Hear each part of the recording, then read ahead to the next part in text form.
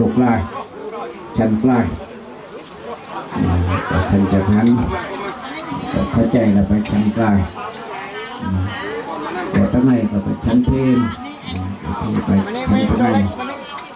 ชั้นตั้งไงในชั้นเพนชั้นจังหันก็ดิ่งโดยที่ไปชั้นลูกลายแต่ภาษากลางสากลศาสนาพิธีต้องระบุ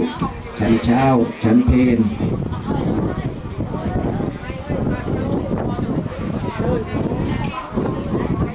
สุภาพ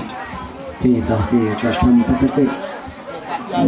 คือว่าการจันเป็นกิจของสงฆ์กิจในอย่าง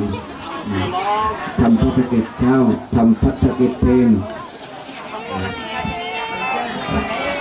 แต่กวยโมให้กับเราโดยจันจังหันจันเพลงตัวเองกันจันจังหันจันเพลงแยกไปจันจังหันคือจันบุกลา